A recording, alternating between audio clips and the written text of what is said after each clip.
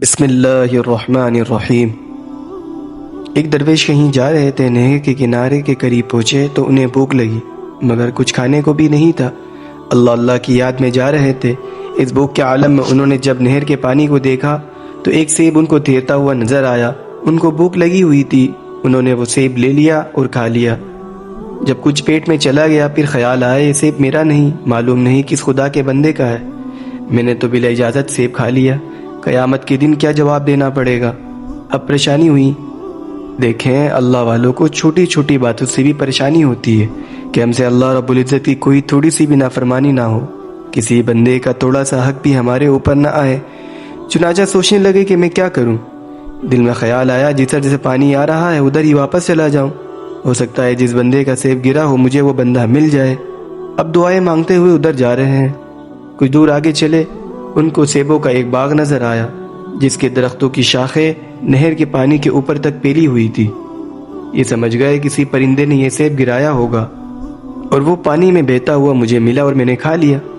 چلو اس باغ کے مالک سے میں اس کی معافی مانگ لیتا ہوں، میرے پاس پیسے تو نہیں۔ چنانچہ یہ باغ کے مالک کو ملے، ان کو جا کر بتایا کہ میں بھوکا تھا، مجھے ایک سیب نظر آیا، میں نے وہ سیب کھا لیا اور کھانے کے بعد خیال آیا یہ کسی کا حق میرے اوپر آ گیا، اب یا تو آپ مجھ سے مزدوری لے لیں یا پھر مجھے معاف کر دیں کیونکہ میرے پاس پیسے تو نہیں۔ اس باغ کے مالک کو پتہ نہیں کیا سوجی، کہا کہ ہاں میں آپ کو معاف نہیں کروں گا، میں آپ سے قیامت کے دن اپنا حق مانگوں گا۔ وہ درویش ان سے منت سماجت کرنے لگا کہ بھائی مجھ سے غلطی ہو گئی، اللہ کے لیے مجھے معاف کر دو، اگر معاف نہیں کرتے تو مجھ سے کوئی مشقت یا مزدوری لے لو۔ باغ کا مالک کہنے لگا اچھا میں معاف تو نہیں کرتا مگر میں مشقت اور مزدوری لوں گا۔ درویش کہنے لگا کون سا کام کرواؤ گے؟ میں کرنے کے لیے تیار ہوں۔ دنیا کی تکلیفیں اٹھانا آسان ہے اور آخرت کی تکلیفیں اٹھانا بڑا مشکل ہے۔ تو باغ کے مالک نے کہا میری ایک بیٹی ہے، جوان ہے لیکن اندھی ہے، بیری ہے، گونگی ہے، لولی لنگڑی ہے، ایک گوشت کا لوتڑا سمجھ لیں، اگر تم اس سے نکاح کرو اور ساری زندگی اس کی خدمت کرو تو پھر میں تمہیں اپنا حق معاف کروں گا، ورنہ میں معاف نہیں کر سکتا۔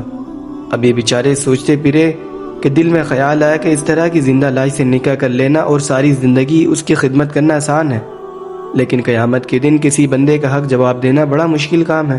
چنانچہ آمادہ ہو گئے، وقت طے ہو گیا، نکاح ہو گیا۔ نکاح کے بعد رخصتی ہوئی۔ جب یہ پہلی رات اپنی بیوی کو ملنے کے لیے تشریف لے گئے، کیا دیکھتے ہیں کہ انتہائی خوبصورت تھی، کہ جیسے حور پری، جس کی آنکھیں اچھی، زبان اچھی، کان اچھے، ہاتھ پاؤں اچھے، وہ دلہن بن کر بیٹھی ہوئی ہے۔ انہوں نے سلام کیا اور پوچھا کہ آپ اس باغباں کی بیٹی ہیں؟ کہنے لگی کہ جی۔ پوچھا کہ آپ کی کوئی اور بہن بھی ہے؟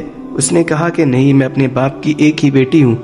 بڑے حیران ہوئے اور دل میں سوچتے رہے کہ اس کے والد نے مجھے تفصیلات تو کچھ اور بتائی تھی، اور یہ تو اتنی پیاری خوبصورت بیوی کے انسان تصور بھی نہیں کر سکتا۔ میاں بیوی کی رات اچھی گزر گئی۔ اگلے دن ان کے سسر سے ملاقات ہوئی تو سسر صاحب نے سلام کے فوراً بعد پوچھا سنائے کہ آپ نے اپنے مہمان کو کیسے پایا؟ کہ جی آپ نے تو بتایا تھا وہ اندھی ہے، بیری ہے، گونگی ہے، لولی ہے اور لنگڑی ہے، میرے ذہن میں تو یہ دھیان تھا، لیکن میری بیوی تو بالکل صحیح سلامت تندرست ہی نہیں بلکہ انتہائی خوبصورت کے لاکھوں میں ایک ہے، یہ کیا معاملہ ہے؟